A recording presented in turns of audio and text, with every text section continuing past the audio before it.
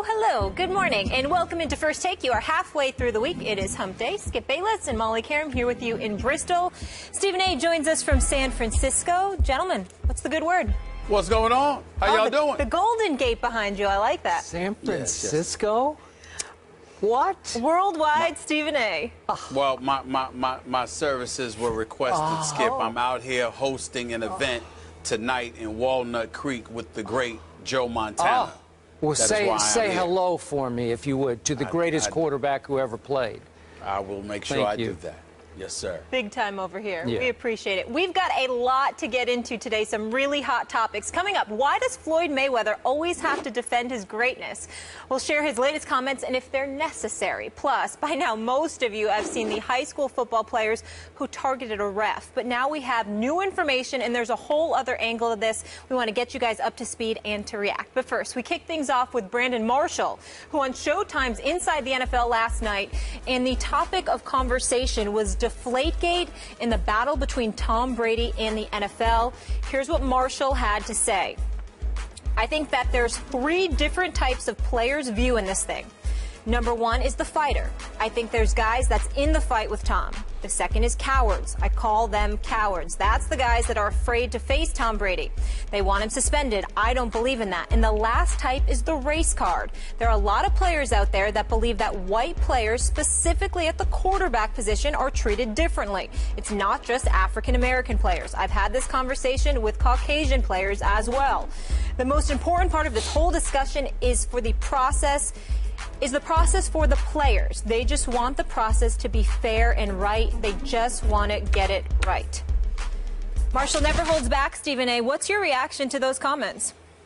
My reaction to it is that I think it's unfortunate. And the reason I think it's unfortunate has nothing to do with the veracity of his comments. He certainly makes sense, and he's absolutely right when he talks about the fact that there are a plethora of African Americans within the sport of football and those connected to players playing in the National Football League who happen to be black that absolutely positively feel that way. But that's just a microcosm of society.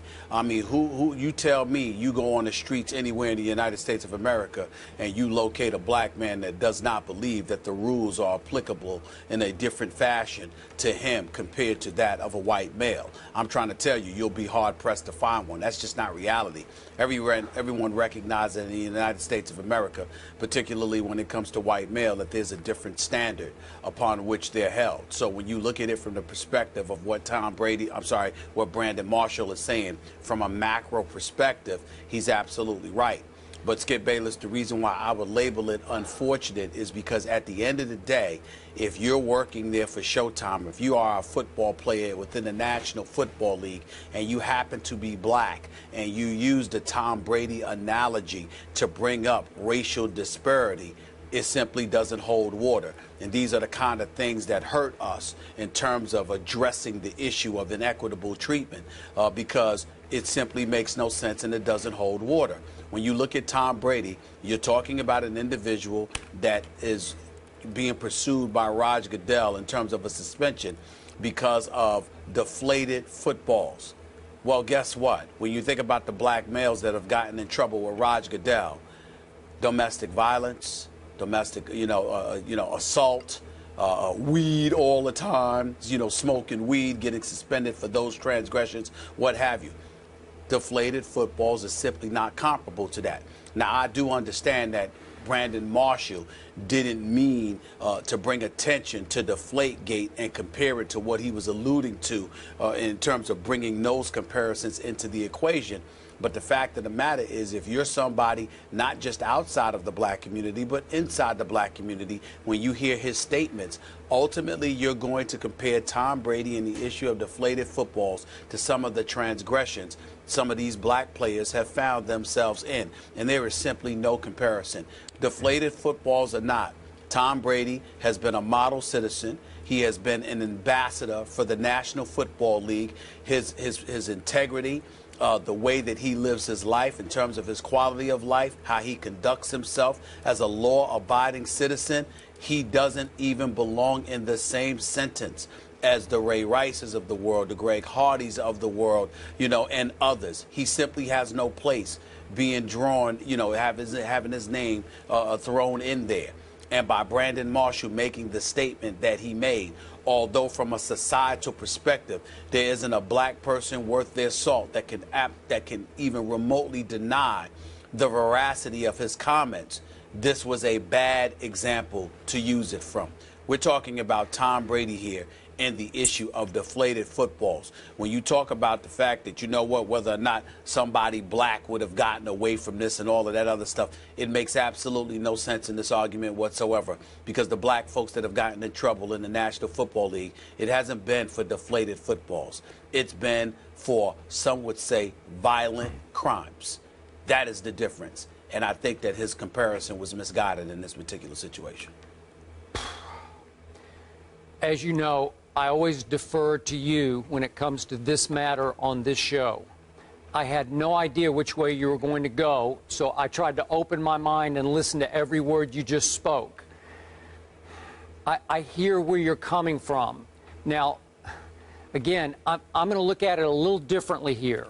And I'm with you on your societal perspective. I get that. Now, I'll speak as a white guy here.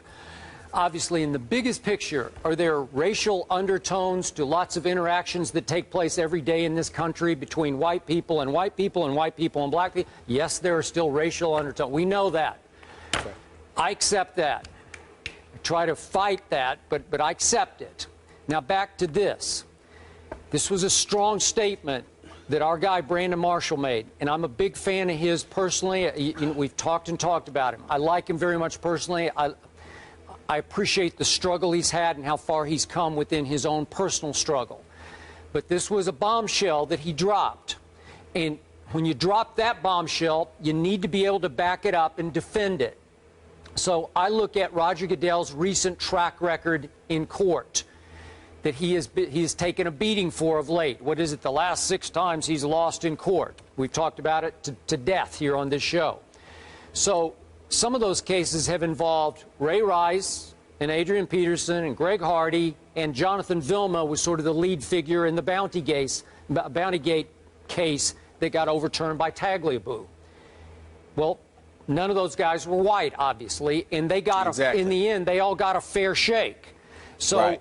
So I'm just going to throw out just an example here. I'm going to go to another star quarterback, a guy who probably should have won the last 2 Super Bowls, named Russell Wilson.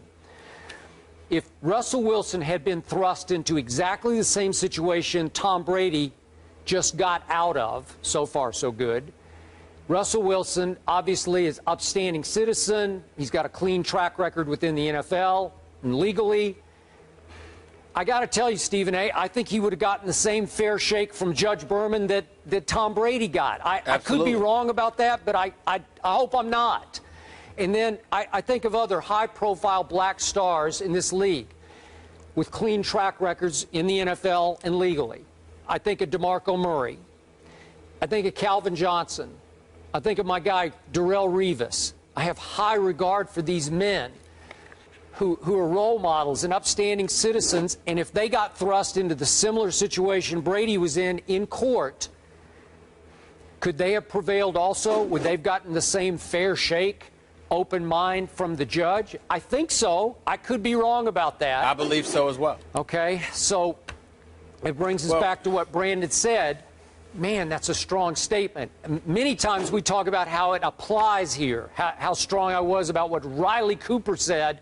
He should have been cut the next day for what he... That's a whole different situation than the one that's operating here. Well, allow me to interject. Okay. First of all, if I wasn't clear, I apologize, because I agree with every single word that you just said. We have no disagreement. As a matter of fact, that's the point that I ultimately was trying to elocute. The fact is that Roger Goodell has gone after white players. He's gone after black players. When he suspended Sean Payton for the year as the head coach for the New Orleans Saints, last time I checked, he wasn't black. When he suspended Greg Williams indefinitely, the defensive coordinator in Bountygate, last time I checked, he was not black. When you see them sitting there going after the New England Patriots, Robert Kraft, his friend, Bill Belichick, the confiscation of a 1st and 4th round pick, those are not black individuals that represent the face of the New England Patriots franchise, and certainly has he been in tireless pursuit of Tom Brady. Tom Brady doesn't happen to be black as well. And so the point that needs to be made here is, while we appreciate the level of sensitivity Brandon Marshall continuously strives to display, and we definitely appreciate it, in this particular instance, I think his arguments are misguided. Because from a macro perspective, meaning a societal perspective, whereas I think that he's absolutely right, I don't think that's a case that can be made when it comes to the National Football League. And allow me, Skip, to take this a bit further, both Skip and Molly. What I'm deeply appreciative of when it comes to the National Football League is that Roger Goodell goes after everybody equally, it appears. But the other thing is that let's keep in mind how some of the more upstanding African Americans in the National Football League have been mistreated by their own. When Jonathan Martin was enduring a bullying scandal with Richie Incognito, the guys within the Miami Dolphins organization seemed to side with Richie Incognito, going so far as to label him an honorary brother. Now, Jonathan Martin has subsequently come out and conveyed some of the issues and problems that he's had since childhood, and we all have respect and sensitivity towards that. But it doesn't negate the fact that some of his quote-unquote own turned against him. When you look at it from that perspective, that's a problem. What about Russell Wilson and people in Seattle allegedly claiming he wasn't black enough? Well, who the hell gets to make that call? He's an upstanding citizen. He's an upstanding young man. He seems to be a pretty cool brother to me. He's a high-end producer. He's guided them to 2 straight Super Bowl appearances and 1 Super Bowl title. But people will find excuses to find things wrong with him. Those were not white people.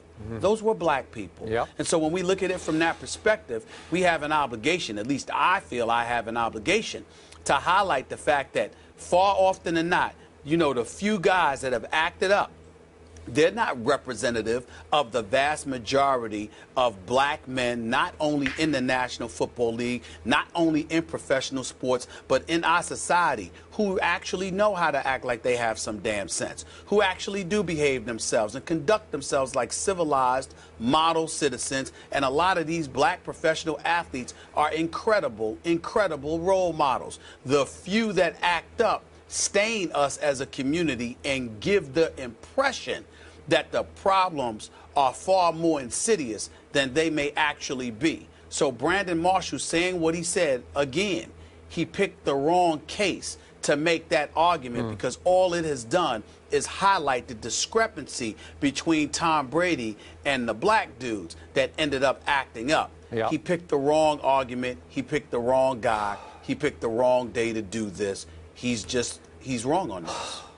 But what did give me pause, Stephen A., is that Brandon referred to conversations he's had in his own locker room and with several players around the National Football League.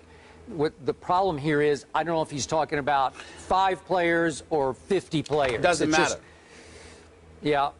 The reason allow me to enlighten you on this point, Skip. It doesn't matter, because what he's speaking about, there are a lot of instances, for example, where guys won't sit around and get intimately, you know, in depth rather, into a conversation like that. They'll say, yeah, this is just another example, or they'll complain or lament the state of affairs because they know what exists from a macro perspective. But if they're dissecting incident by incident, case by case, they certainly couldn't make that argument in this instance, which is why it was a bad choice for Brandon Marshall to make in terms of picking this particular instance. The only point I will give Brandon, if he wants to go bigger picture to quarterbacks, just in general, regardless of race, get preferential treatment in the National Football League. Well, absolutely they do, because this game, in the end, it belongs to those quarterbacks. It is nothing without those star quarterbacks.